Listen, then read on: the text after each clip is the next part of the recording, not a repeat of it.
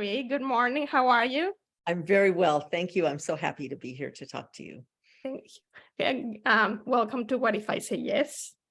So we're going to start as we start every single interview. I'm going to ask you to introduce yourself to my audience. Who are you?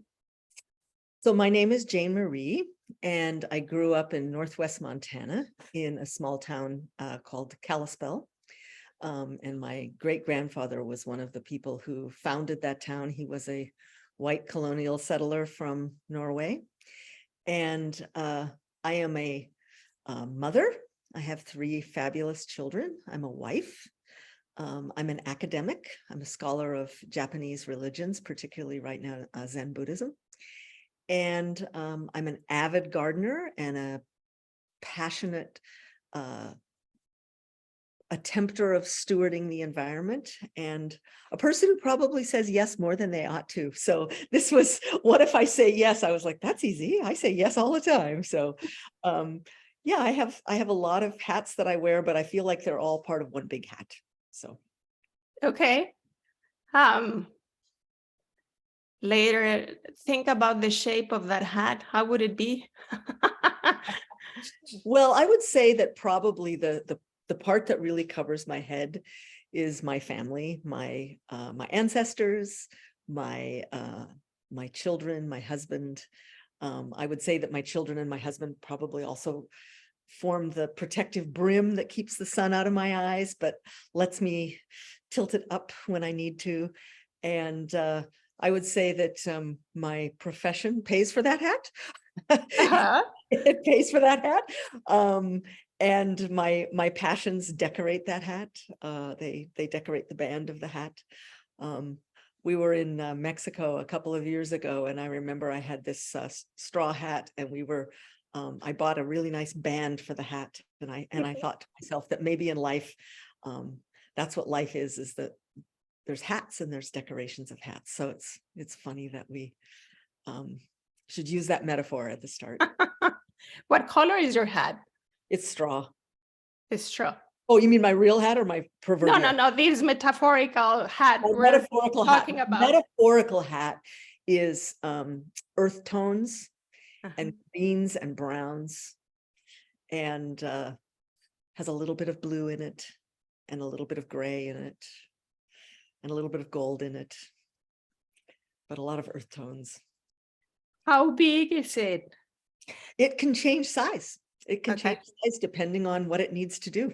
If there's a lot of rain, it can get very big, and if there's a comfortable sun, it can be nice and small. And but the part that protects my head is the ancestors go very deep. The ancestors go very deep, and the interesting part about this hat is that it can grow into your head. Okay. Yes, this is quite the hat, actually. Is it a light hat, a heavy hat, a medium weight hat? That's a very good question. I think ancestors can be very, very heavy. Sometimes my ancestors weigh me down because they have a moral weight to them. And their moral weight can sometimes be the crimes that they may have committed. It can also be the wisdom that they had. Ancestors are not all just wisdom. Sometimes you have to come to terms with your ancestors. And so sometimes the hat is very light. Sometimes the ancestors help you carry the weight of the hat. I will say that with the case of my husband and my children, they make the hat very light, and they make the hat very, very sturdy. Okay. Yes. Does it have a smell? It smells like earth and horse sweat. I don't know how horse sweat. I will tell you something. Horse sweat. Horse sweat is, I believe that we have receptors in our brain for horse sweat, and you're either meant to be a horse person or you aren't. And if you smell horse sweat and it wakes up your brain, you're meant to be a horse person. I'm one of those people. And so this hat is one of those things that gives me passion. So interesting. Oh, well, I love this this whole introduction. I think this is the first time we go into this kind of metaphor at the introduction. Well, lovely. Okay, so now tell my audience how we know each other, or how we know of each other. Well, actually, I have tangentially heard of your program from a few people. And so I kind of knew that it existed, but I have a small sustainability and meditation center. And there's a lovely woman from Thailand who comes to meditation every week. And her name is Banki. And she comes religiously, I should say, even though it's not a religious meditation center, every week. And she said to me one time, she said, I have this good friend who does this program, and I think it might be interesting for you to participate with her. So she introduced us, and here we are. And it's really lovely to have that connection through that very lovely person. So my side of the story is that Banki is my dear friend. I met her when they moved to this apartment complex. All her kids were little. And so we became friends very quickly. Then she moved out. We kept the relationship going. We're very, very dear friends. Both families love each other very much. And so one day she said she was walking and she saw, I believe, a sign that said that you have had a space for meditating, that you were inviting people completely free, just. And so happy, and Banki being so open to so many things in life, she said, well, I guess she must have asked the question, what if I say yes? And she ended up going. As she met you, she loved it. And so she, as you mentioned, she has continued going there to meditate with you and other people if they show up. And so, yes, one day I have been asking my friends, because I started interviewing the people I know, or the people my husband knows. But at some point that circle it's either the people I know that accepted my invitation, I already interviewed them, or people I know are very camera shy and don't want to be interviewed. So my circle was getting shorter and shorter. And so I started asking my friends if they had suggestions about people they thought I could interview for my channel. So Banki came one day and said, I have one. And she, yes, she introduced us, which I'm very happy about. Okay, so now tell us of a moment in your life when you asked the question, what if I say yes? You said yes, and you did something. So my husband and I moved into our house in 1990. We've lived here for now 33 years. We moved into an empty house and filled it up with children and raised children, and the children have now grown up and gone. And there was a house next door to us, which was owned at that time by an older woman who was, she worked as a lab technician in some field in ecology at Cornell. And she was a single, older woman, very hardworking woman in ecology, very interested in ecology. She gave my children copies of the book Silent Spring. And her house we live in a neighborhood that was built after the war, after World War II, during the boom, and it was affordable housing for returning GIs and sort of, very simple houses, very nice neighborhood of simple working class houses. And she lived in this very simple house on 3/4 of an acre. And when she got older, I started wondering what was going to happen to her property, because she was actually rewilding it.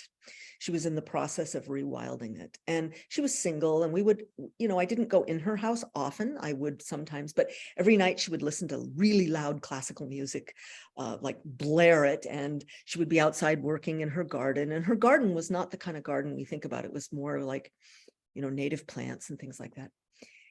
And I wondered what would happen to her house when she died. And around this time, my mother died, and I inherited a very small amount of money from her. And I thought to myself that I should buy this house, because the woman next door, whose name was Connie Thomas, she died, and the house was sitting empty, and she had no heirs, and I didn't know what was happening with the house. And I thought I should buy this house with this money. And I don't want to be a landlord. I'm not looking to be a person leasing land to other people. But I thought I should buy it and I should keep up those gardens, and they weren't gardens. They were like, it was like a wild space. And I should turn this house into a center where people can cultivate contemplation and quiet and meditation, but it wouldn't be tied to any one religion, so that a Christian could come, a Muslim could come, a Jew could come, an atheist could come, a Hindu could come, a Buddhist could come, a Jain could come. Anyone would feel welcome coming into this space. And the common denominator would be that people are sitting quietly together. And I thought about this, and then I thought, no, I don't want to do that. It's too much work. And, I'd have to pay taxes, and I wouldn't be able to afford it. And, I'd have all this upkeep, and I can barely keep up with my own life. And at this point, I had this young woman who was an undergraduate student of mine. Her name was Lisa. And Lisa was a filmmaker. She's now a very fine filmmaker. And she was like, do it, you should do it. And there was this garage in the house that was just kind of falling apart. It was a concrete slab, and it was sort of at a slant like this. And she said, this could be the meditation room. This would be so perfect. And she walked around and sort of talked about this. She was like, do it. So everybody needs, when they have a crazy idea, I think everybody needs a Lisa who kind of says, do it, right? So I thought about it, and then I thought, no, and she's not going to have to pay for it and all of this. So one day I saw there's a developer in Ithaca who doesn't do very socially responsible developing. And I saw this developer and his wife walking around the property. And I thought, what if they do something really horrible? Like what they usually do is they buy cheap properties and then they don't maintain them, and they overcharge poor people who never get out of poverty because they're paying too much rent to live in something that's not nice. And it's just a horrible cycle. And I thought, what if I said yes to my idea and I bought this house? And so I bought the house, and I was afraid that I would get outbid by this developer. Who basically, because I knew the house was in really bad condition, extremely bad condition. And it was completely overgrown because it had been left for 2 years. And it was actually open, but I never went in because I felt that would be dishonest to enter a house I didn't own. But it was like a couple times I tried the door, and, people were coming and going, and I thought, this is kind of bad. And so I contacted the town, and I said that I would pay the price that they named, assuming that people are ethical and honest and they're not going to take advantage of you. And of course, they named a price that was really the price that it would have had it been a really habitable house. So I ended up spending every dime that I had to buy the land. And it's 3/4 of an acre in this house. And I thought, okay, so when I finally took possession of the house, Lisa, this young woman, and I went in and we started looking, and I thought I would have to paint some walls and maybe, paint some cabinets and maybe replace a sink and like rewire a few things. We could put our fingers through the walls. It was completely rotted from the inside out, and we had to completely gut it. And I had to take out a mortgage to do that, which was not in the plan and at all. But nevertheless, there was one really interesting feature, and that is that in Ithaca, a long time ago, there were these brothers who worked with their father, and they were called the Unglik brothers. And everyone who's been in Ithaca for a long time knows them. They were floor refinishers, and they were wonderful guys. And they had a truck that said, just say no to rugs. And they finished floors. And I called them and I said, are you willing to do this, refinish these floors for me? And they came and they looked and they said, this was the first job that we did with our dad, was putting in these floors. And their dad, they had worked with their dad refinishing floors in our house in about 20 years ago. And and I asked him, I said, how did you get into this job, refinishing floors? And they said, we just wanted to spend more time with our dad. And their dad was standing there and he started to cry. And he was like, my boys are so nice. And there were these really, strong men, really great guys, and they did really beautiful work. And so they said, yeah, this was the very first job we did with our dad. And the developer wanted to put in 1/2-inch oak And my dad said, no, you can't do that. You need to put in thicker oak because otherwise people won't be able to refinish their floors. And even though the thinner oak was cheaper, you need to put in thicker oak. And the developer said, no, I'm not going to pay the extra money. And so their dad said, well, then I won't do the job. And so they put in thicker oak, and the boys remembered this. And so I said, can you refinish these floors? And they said, not only can we refinish these floors, we know that we can refinish these floors because our dad insisted that they should have oak put in. So anyway, the only thing that was original to the house was the roof, basic framing, and then the floors. Mhm. At the very end, when it got time to refinish the floors, the Unglick brothers said, we're retiring. We can't do your job for you. And I said, you can't do that. You have to do this. This is too poetically beautiful. To have this be your first job and your last job, I'm sorry. It's the spirit of this house. Mhm. So anyway, I said yes, and I bought the house. And many of Connie's things were still in it. Some of them got, like a lot of her dishes were still in it. Her record collection, her classical music record collection was in it. And it's a fabulous, fabulous classical music collection. Mhm. And some of her ecology books, some of her furniture, not most of her valuables were taken out by the county attorney who took them out. Her estate was donated to the Finger Lakes Land Trust. And so, the money that was got from that, I think, went to the Finger Lakes Land Trust. Mhm. But so when we redecorated the house, we put all of her things back where they would have been. We put her record collection back, and my husband took an old stereo.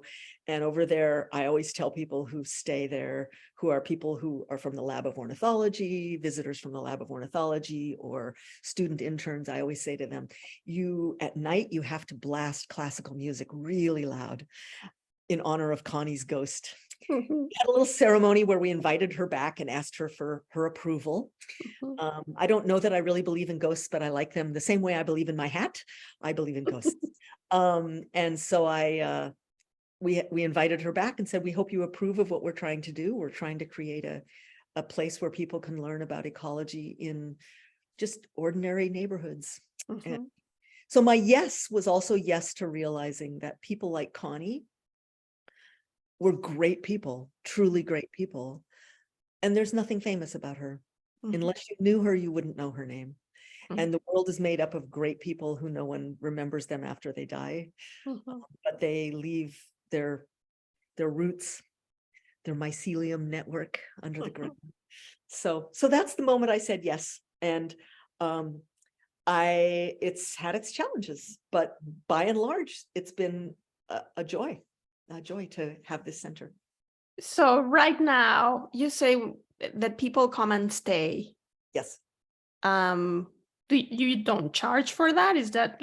Well, I charge a little bit, but basically what I've done is I've calculated what it costs me to keep this house, the mortgage, the insurance. Actually, I don't really have a mortgage anymore. I've managed to pay that off, but the insurance and the taxes and the upkeep.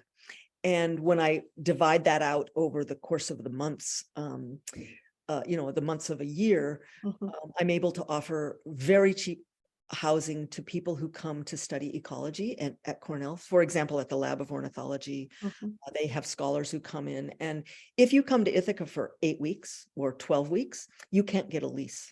And if you end up staying in an Airbnb or, like a short-term lease, it's very expensive.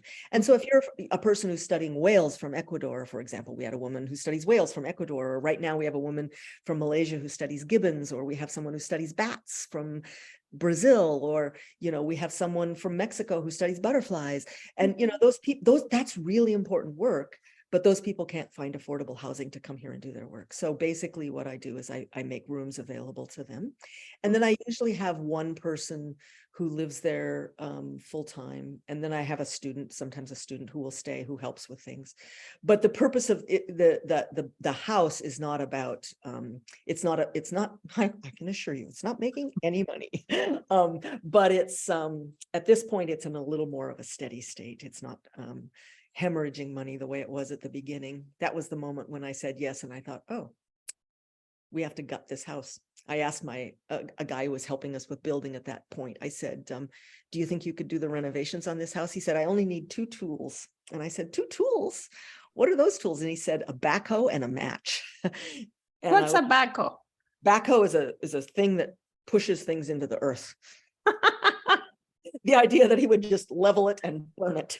And I was like, no, let's not do that. But when we did the renovations on it, I wanted to do it as sustainably as possible. And so we refinished the floors, and all of the tile that goes into it came from Ithaca Reuse. And there were little tiny rooms, so I could get like nice tile that was leftovers from someone else's project. All of the furniture is things I found by the side of the road or things that were salvaged from somewhere. So the idea is that, you know, it's really trying to live the spirit of resilience and frugality and recycling things.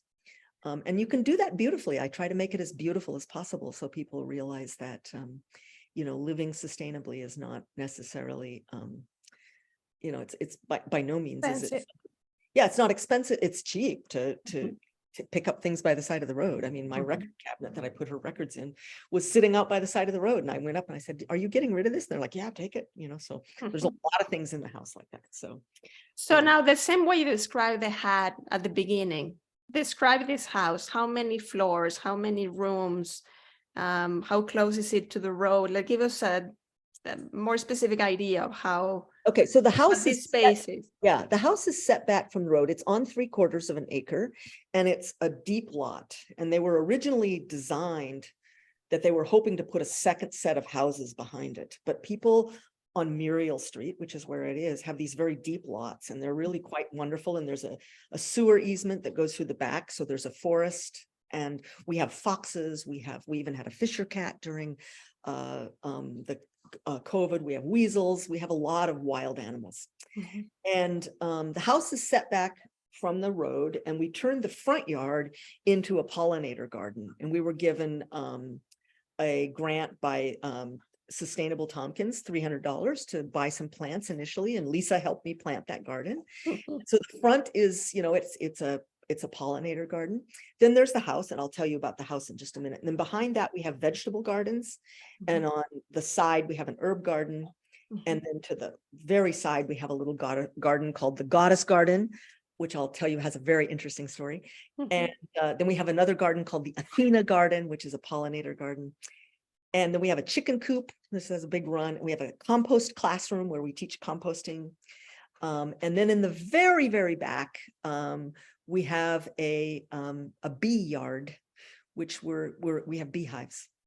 Okay. And we keep bees, and keeping bees is a really interesting thing to do. I'm not really so interested in the honey or the beeswax or the propolis. I'm really interested in watching them. And so are those the same bees that get to pollinate the flowers, or what is that pollinating thing? Yeah, well, you know, the pollinators, the interesting thing about pollinators is bees are one of many, many pollinators. Birds are pollinators. Moths are pollinators, beetles are pollinators. There's lots and lots of pollinators. But if I use the bees to look at the pollinator health, because if you can learn a lot about the natural world by watching bees. But in fact, there's a lot of research that's done at Cornell. We assume that bees do all of the pollination. If bees are affected by something, other pollinators are affected by it too. Okay. They're harder to study because they're wild. Well, bees are wild too, but I mean, they're not right there for you to look at. But in our pollinator garden, we're creating habitats for butterflies and moths and different flies and different kinds of native bees that don't have a benefit directly in the form of like honey or beeswax, but that are feeding us. And so a pollinator garden is more than just honeybees. So before continuing with the description of the house, a quick question. So when nowadays they say that bees are dying and that's very dangerous for the food that we're producing in this world. So it's not only, so if the bees are dying, that means all these other pollinators are getting affected as well. Yes, insect decline is a crisis. Okay. And people, one of the things that we do at Fallen Tree is we bring people into the gardens and we show them all the different insects that live in the gardens. We have fences that are designed to protect insects, and they're there for insect habitat. And we teach people to look at bugs and marvel at the work that bugs do around us. But insect decline is a crisis. It's a global crisis. Bees are just the observable part of that. It's like if all of a sudden you notice that your dog was dying from air pollution. If your dog is dying of air pollution, you know, other animals are dying of air pollution. Wild animals are dying too. I mean, that's a bad example, but one of the things that they talk about with insect decline is what's called the windshield effect. When I was a kid, whenever I would drive in Northwest Montana, my dad always made sure that in the car we had a gallon of water that had a little bit of vinegar in it. And from time to time, we'd have to stop and get out and clean the windshield because so many bugs would hit the windshield. And I can drive all over central New York and not get any. And, you know, you can get out of your car and walk into a field and not hear insects. And, you know, the book that Connie, who owned this house that I bought, gave my children, Silent Spring, it's about what happens in the world when we have poisoned all of the birds and the bees and the insects, and that spring is silent and there's no frogs and there's no birds and there's no insects. And we've lost a lot of bird song in our lifetime. And we've lost the sound of insects. We've lost insects. So this this kind of crisis, I think, is one thing that the center that we have, by the way, this little place has a name, and I should tell you the name. This house in this 3/4 acres is called Fallen Tree, like a tree that fell down. And in fact, as soon as I named it, a tree fell on our house, and then another tree from our property fell on the road. And my husband said, next time, why don't you name it Won the Lottery or something? Because if you name something and things happen, let's make it different. But anyway, the reason that I named it Fallen Tree was that Connie had this beautiful redbud tree in her front yard. It's beautiful, it's huge. And in a storm, it fell down. And she just left it fallen down in her front yard because it was still growing, and she just left it. And part of it died, but then a part of it re-rooted and formed a little tree that was kind of like a little beautiful thing. And it's a redbud. And it's, you know, there was this huge tree, and then suddenly there's this thing that falls and forms this new thing. And I thought that's the perfect metaphor for what's happening in our society. We have this big, you know, hyper consumption, gas, oil, and petroleum driven world, and it's falling down. But something beautiful can grow out of the fall if we recognize it. And so we took this tree, and we take very good care of this tree. It's like in the front yard, and it's sort of like the spirit. We named it Fallen Tree. And the idea is that when things fall, when one system appears to be falling apart, frequently something very beautiful can grow where you least expect it out of that. So continue with the description of the spaces and the house. Yeah, so the first thing we did is we fenced the entire yard, which was expensive. But the reason is that in our neighborhood at that time, there was a serious deer problem. And there were like herds of like 30 and 40 deer that would go through. And if you didn't have a fence, you didn't have a garden. And I don't like enclosing things. So I made sure that I was keeping deer out, but people in. Because they would eat everything? Everything, like everything. Deer are actually, the overpopulation of deer is part of an ecological crisis. And they're damaging the natural forest floor. They're eating all the native plants and allowing non-natives, which they don't like. They're like, I don't like foreign food, right? I like my native plants. And they eat all the native plants, and they leave the foreign plants that take over. Anyway, so there's a stream that runs the border between our house and Connie's house was a stream. And it's a stream that is actually on the maps at the time of white conquest of this area. So it goes all the way back to pre-conquest times in what we now call Tompkins County. And there's a bridge across that stream. I built a bridge across it, and the bridge has birdhouses on it. And the stream is kind of part of an ecology garden. And then there's a house. Okay, so let's talk about the house. So the house is just an ordinary house. There's nothing special about this house. Architecturally, it's set just straight to the road, which is not the best. You should set a house so that it gets southern exposure in the winter. And, this house is set just straight to the road, square to the road, which is just a dumb way to set a house. And all the houses on this street are set that way, which shows a lack of imagination. So inside the house, it had little tiny windows, and we took out all of the little tiny windows and put in big windows because the house needed a lot of light. And since I was having to take out all the walls, why not make bigger windows? And when I took the bedrooms, I made them a little bit smaller so that the communal spaces could be a little bit bigger. The bathroom. How many rooms? It has 3 bedrooms, and one of the bedrooms was the old workshop and garden shed, and it's kind of divided into 2 parts. And that's sometimes used for visiting scholars. Sometimes we have, teachers who come, a person who's coming to teach something, they stay in that. It's kind of a nice little suite.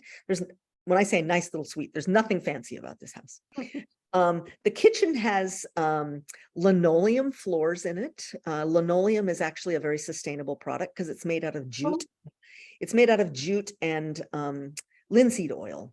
And I'm not talking about vinyl, I'm talking about linoleum. It's actually used to be the standard thing, but it's a sustainable product. So the floor has a linoleum floor in it, which was interesting to put in.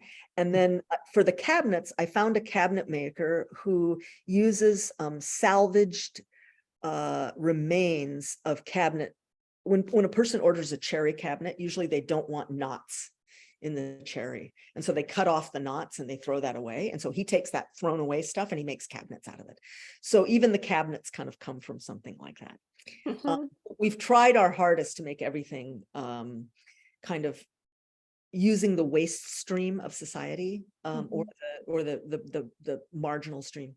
And then the nicest thing about this house is that it's got this meditation room in it, which was the old garage. And the garage had screens around it and windows. So I just replaced those screens with glass windows. And where there was a garage door, there's now just a bank of windows. And it can accommodate like 18 people. And it was a cement floor, and we just polished the cement floor and painted it. And it's kind of like this. And in a few places, it's got cracks in it. And one time I had some Zen priests from Japan come.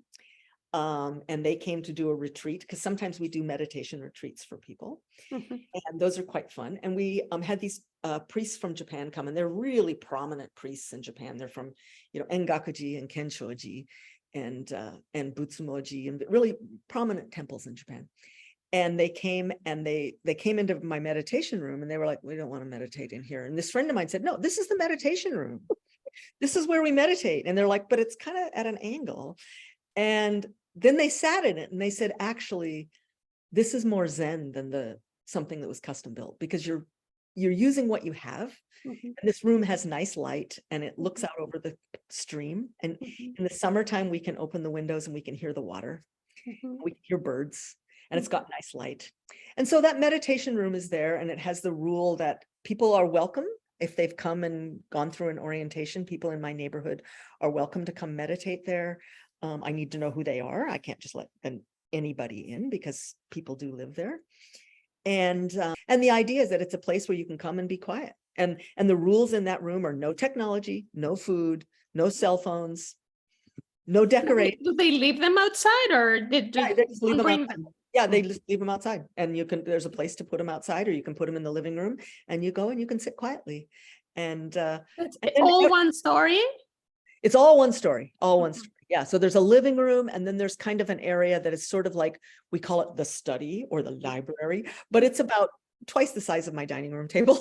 And it's got bookcases in it. It's got classical music collection. It's got a reading chair. It's got a desk that looks over the garden.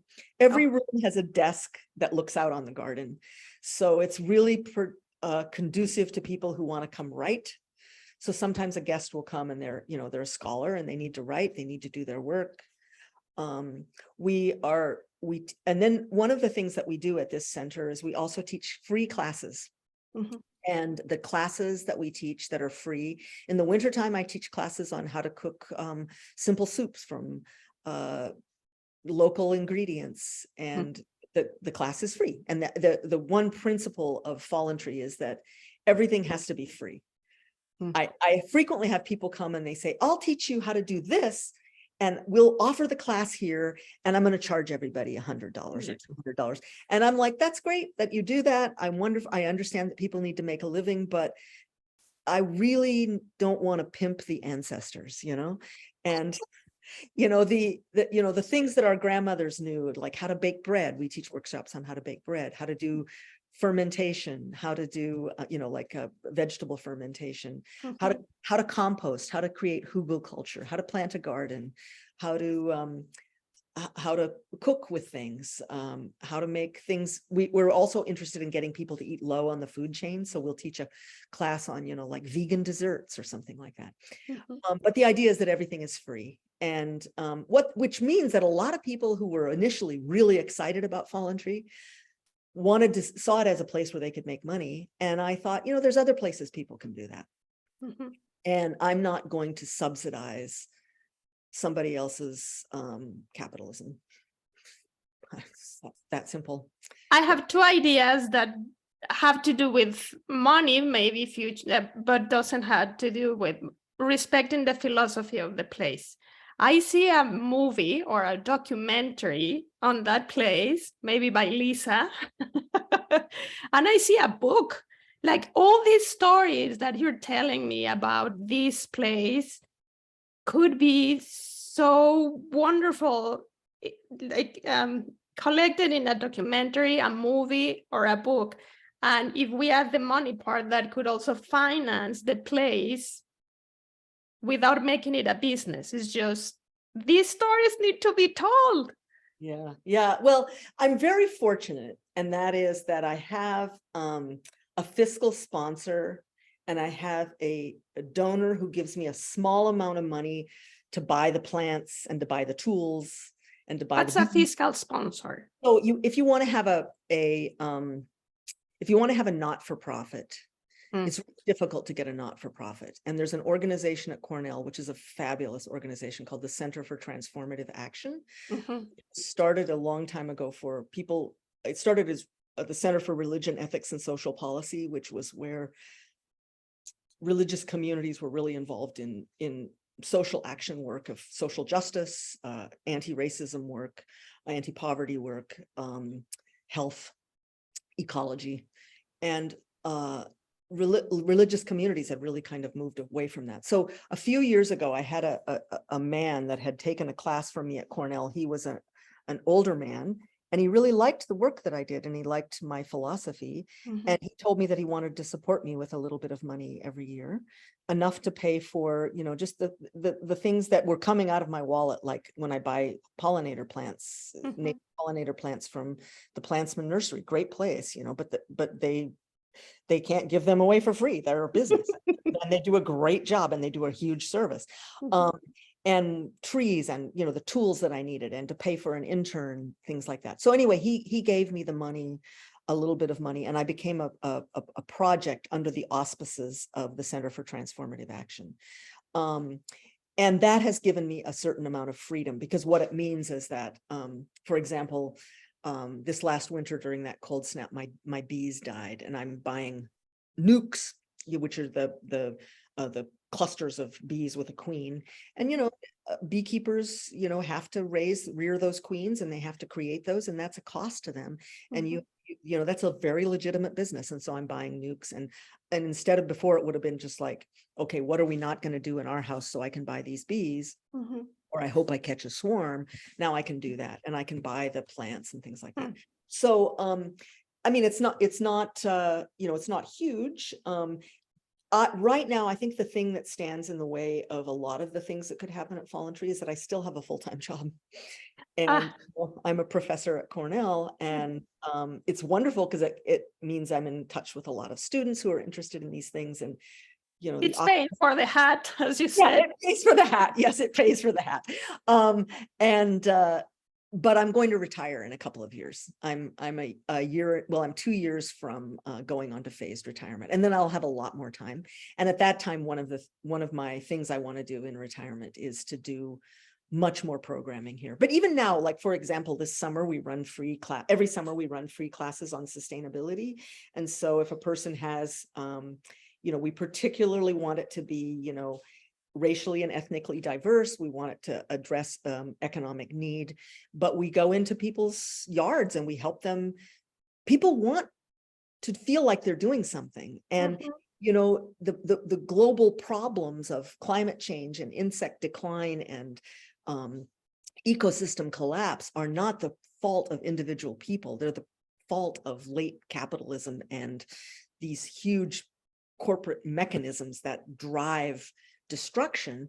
But it can feel very disempowering. You can feel like you can't do anything. And the reality is that if you plant a pollinator garden, or if you learn how to compost and keep your carbon in your house and you start to grow some of your own food, you actually become part of solutions, and solutions can be very small scale. And so one of the things that we try really hard to do is to teach people to not feel disempowered and to realize that they can find their quiet mind, which is where the meditation comes in. We meditate and we sit quietly and we realize that you're sitting in a room with other people who want to be quiet too.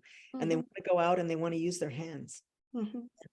There's a story that I tell my students.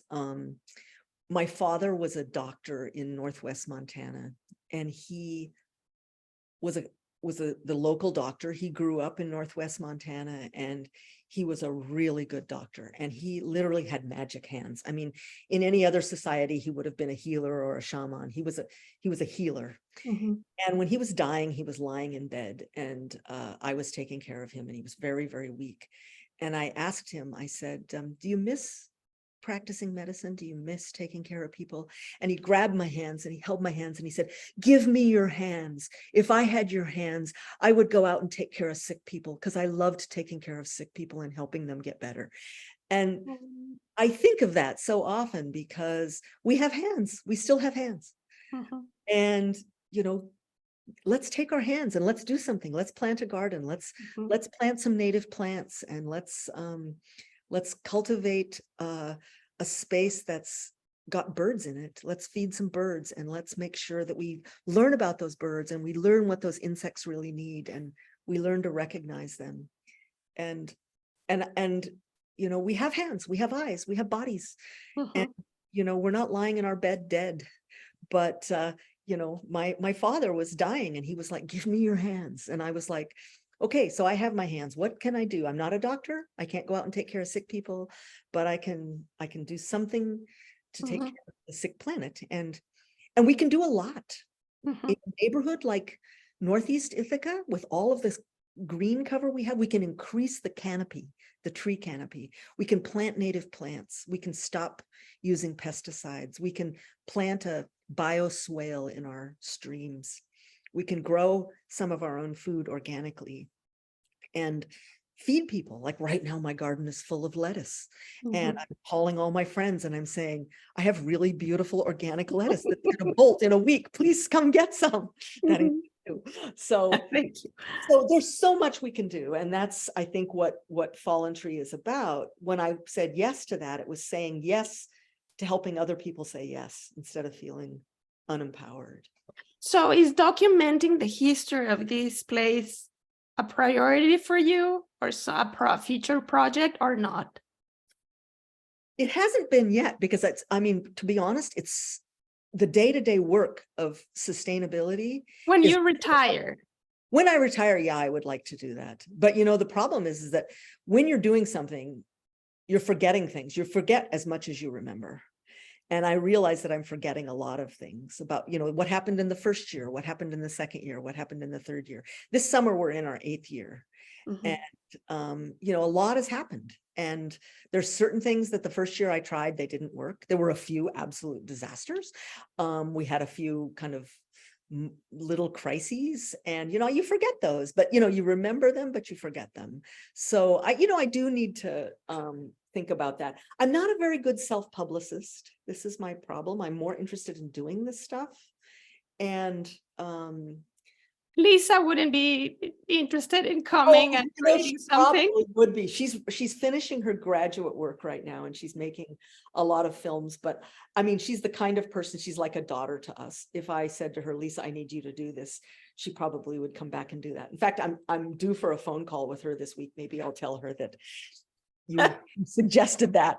Hey, Lisa, there's this idea of the what if I say yes? So I have a proposition. That's a great idea. That's a great idea. Yeah, she's a fabulous filmmaker. Yeah. It would be full circle. I mean, she was the one who encouraged you to say yes. Yes. Yeah. And actually, I supervised her first film. So there you go. Yes. Yeah. Lisa, if you're listening to this interview, please come back. Great. That's great. Well, I will make sure she listens to this interview. Yes. Okay. We have to pivot to the what if I say no moment. So now, because I could stay and talk to you about this project for hours, but I have to respect the 1 hour we said we were going to spend on this. Tell us now about a moment in your life when you decided that saying no was a much better option. You know, at the beginning of this interview, when you said that, I thought, oh, that's right. I was supposed to think about that. I haven't thought about that, but I will tell you, relating to this project, there is a big no that I have that is a little bit controversial. And that is that when people stay in Fallen Tree, I only open it to women or people who identify as women. So trans women are also welcome. I'd only open it to women. And I had to say no to male guests. And the reason was that when I first started it, I had woofers come, and a lot of times— What's woofers? Oh, people who working on organic farms, they sign up and they come from different places. And I would have male students who would work here, and they would start flirting with the females that were there. And the women would say, you know, I really want to do my work. I'm really not looking for a pickup culture. And I realized that not all men do that. Not all men do that. But I was working with a lot of young men, and they would mansplain things to me. I had a young woman who lived there, and her boyfriend was living there with her, and he had lots of great ideas for me. And he would come out and he'd say, you know, I have a really good idea for you. Why don't you do this? And why don't you do that? And I would say, why don't you do that? You're 24 years old and really strong, and I'm 60 years old. Why don't you pick up those logs and put them in the stream? And so I actually came to the point where I realized that I wanted to make it a living space for women, with the understanding that men are very welcome to participate in the work. They're very welcome to come to meditation, but that in terms of ever being a resident there, it's a space for women only. And it, you know, I revisit this every year because I have a wonderful husband. I have a wonderful son. I have fabulous male students. I have wonderful male colleagues. I have fabulous male friends. You know, there's nothing in my mind wrong with men. There's something in my mind wrong with the toxic masculinity that can be very dominant in our culture. And I could not figure out a way to get that from not participating in Fallen Tree. So it was a no that I said. And every year someone says, why, really? Yeah, seriously? And it's some lovely person that's not an exception. I mean, there's lovely, lovely men in the world. There's lovely women. There's crazy men. There's crazy women. There's such a thing as toxic femininity. I was raised with it. So you know, how do you think about these things? And that was my no. And it's a no that I think about a lot and I revisit. But then it's like, then you get into, you know, what if a person wants to come and then, you know, they're single and they want to start dating one of the students or something like that. So anyway, it's not a very good, I don't do very well with this answer. And when you think about what if I don't say no a lot. That's what my husband always tells me, that I need to say no more. So I'm not good at saying no. But it's an interesting no, because if you don't say no a lot, and this was a no for you, it's a very important no. And it makes me think of whenever let's say there's a movie out and people go out and see it, and then I always go crazy when I hear someone say, oh, but they should have done this and this and that. And I say, well, no, that's what the person who made the movie wanted to do.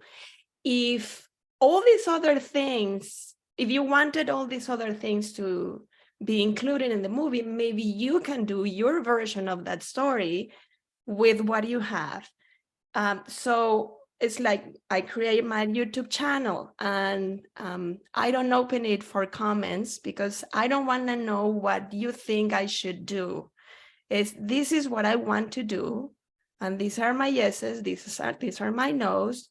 If you want to do something different, go ahead and do it. Right, No? exactly. Yes, that's right. Well, actually, I would say that one of the things that no came from was that a lot of the women residents who lived here came back to me and said, I really felt uncomfortable.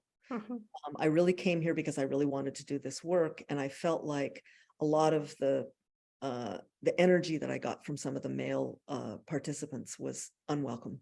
And I was listening to them, and I listened to the women. And then I had, some scholars who came, who were, one of the other things is that sometimes the scholars who come, they come from Muslim countries, and they're women, and, they're single women, and it's uncomfortable for them to be in a house with single men, and they find it hard to find a place to live. Or sometimes I have people who come from countries where, men and women don't live in the same house if they're not married. And so it just, in a sense, it creates a little bit of a sanctuary where women can come. There's fewer places where women can come. But we have meditation, and, one of my graduate students helps lead the meditation. He's a very lovely man from Cuba. And, he helps with the meditation. And I have a lot of male students who come to meditation, and a lot of men in my community, come work at the Fallen Tree Center. But in terms of staying there as a resident, it's really only open to women. And I've gotten a little bit of blowback on that from some men who say, well, you're painting us all with a brush. And I say, no, I'm not. I'm just creating a space where women can feel that they don't have to be navigating a lot of attention. In the residence part of it, just the residence part, but not the activities of it. In the classes, we have men come, and we have men help teach. And ironically, a lot of the men that are involved with Fallen Tree really understand that. They're like, yeah, we really understand what you're talking about. And so that's one of my no's. That's kind of my, when you thought that, I thought, oh my God, do I ever say no? I need to say no.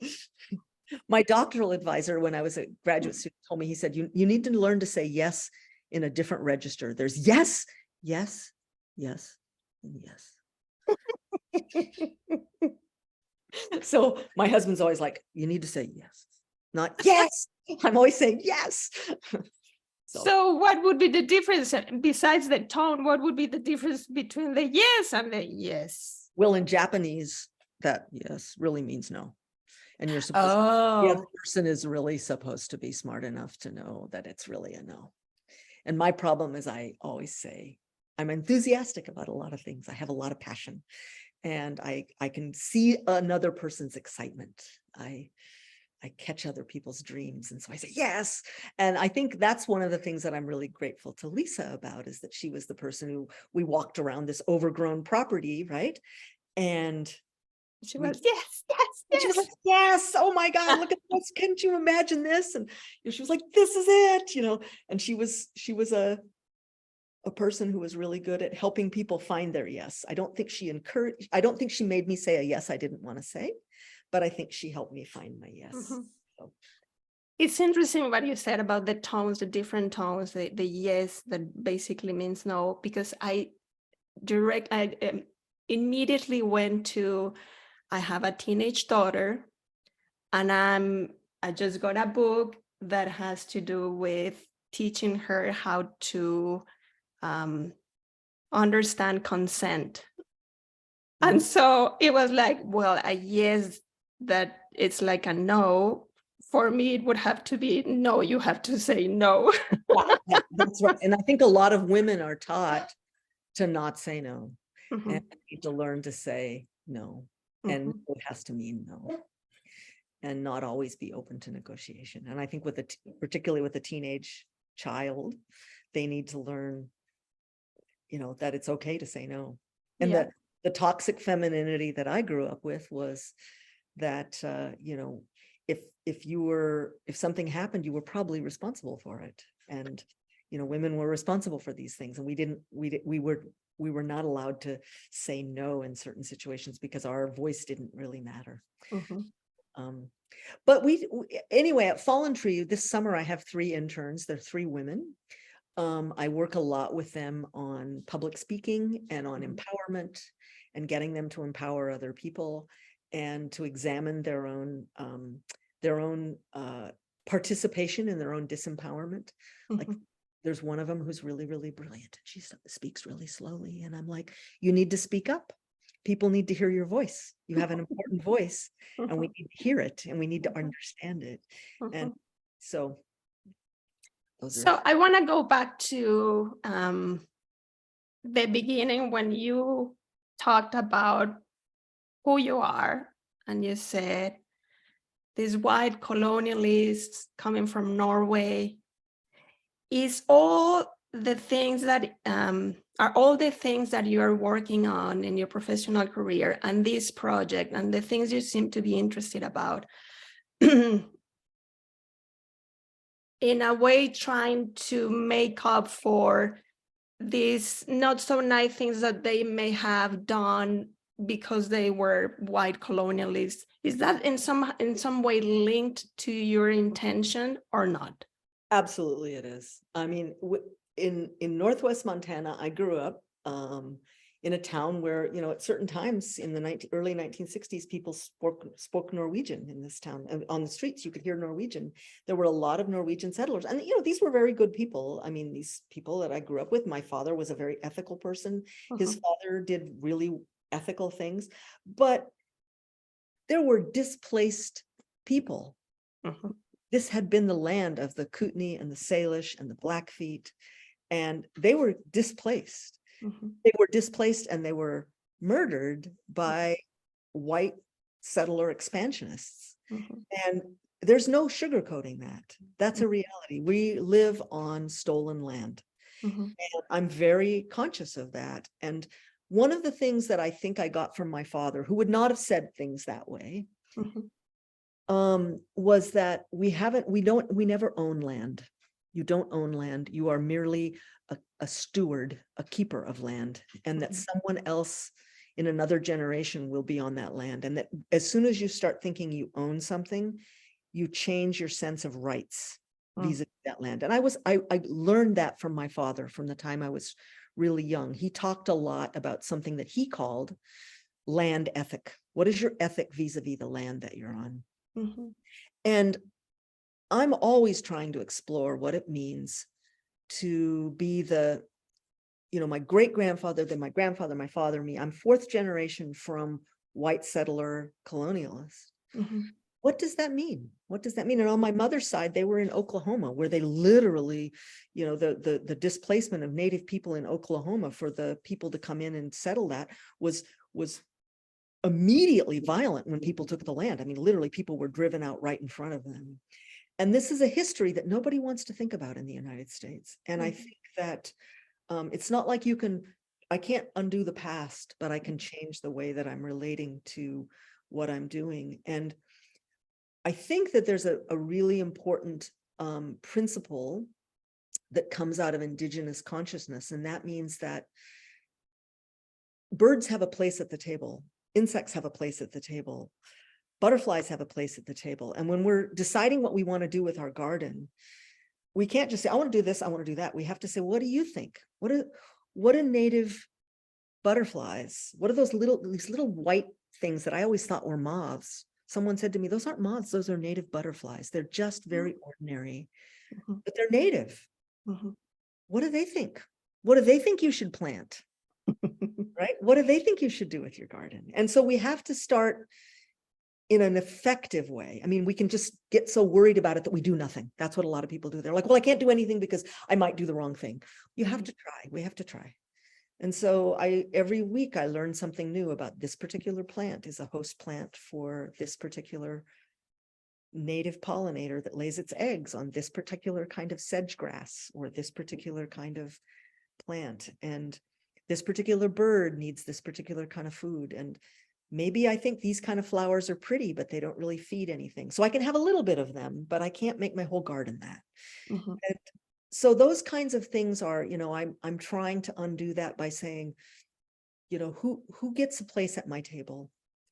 And how can I start to undo that? And it's a really painful, hard conversation. And I don't claim to have any answers to it, but I'm always listening to Mhm.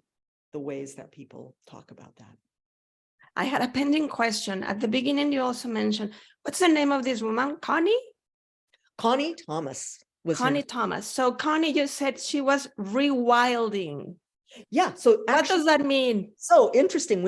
I didn't know what that meant either. And when she died in her house, I found a book called A Handmade Wilderness. And it's about two men. Mhm.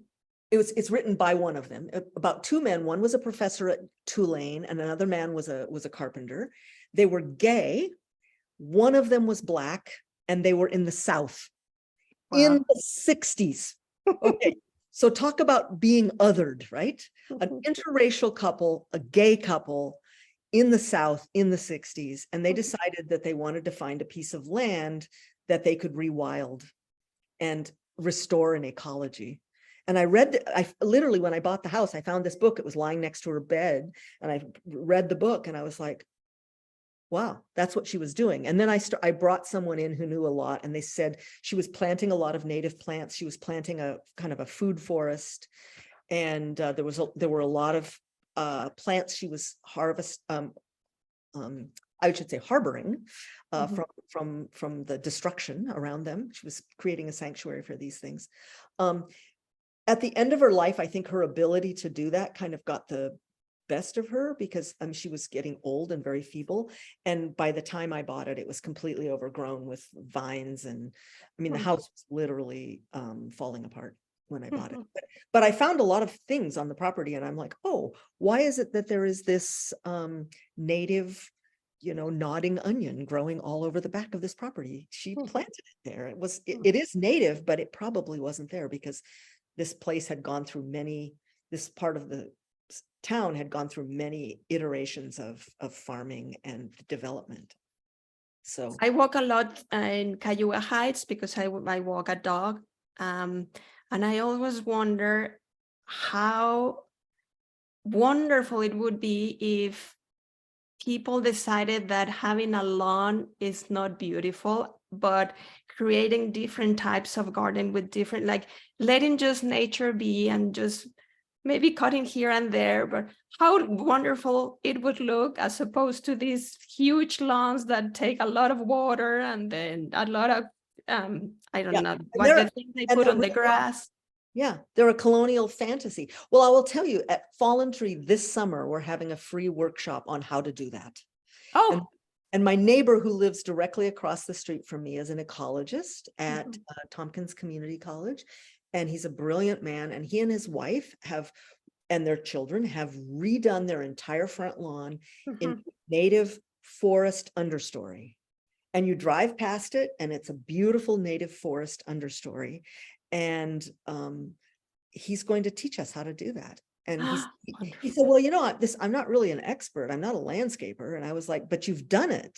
And you're like, yeah, it doesn't matter.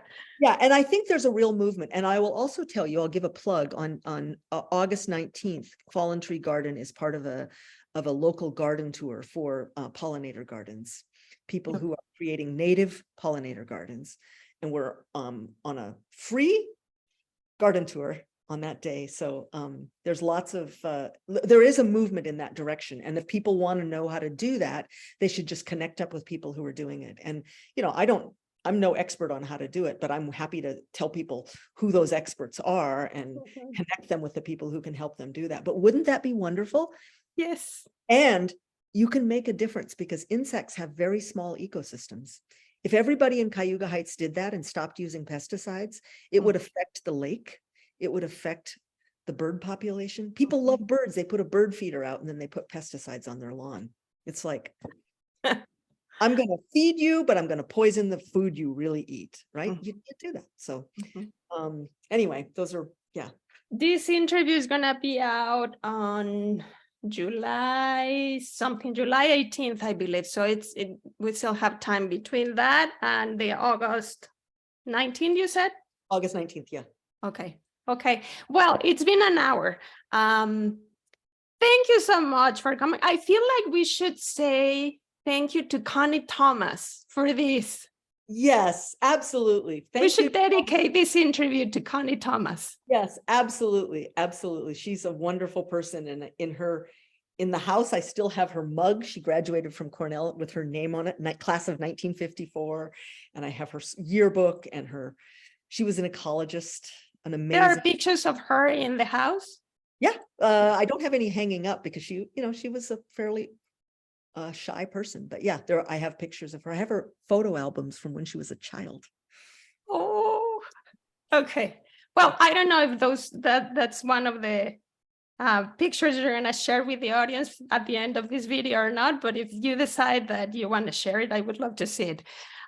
Please send me then images, pictures, whatever you would like to share that have to do with this wonderful yes and this very interesting no. And thank you so much for this lovely conversation. I've learned so much. Thank you so much. And you should come visit sometime. Yes, definitely. Okay. I'm going to go alone and then I'm going to go with my family. And I also should go with Banky. Absolutely. Anytime. Okay. Thank you so much. Well, have a wonderful day. Thank you. You too. And we'll talk to you soon. Okay. Yes. Bye. Right.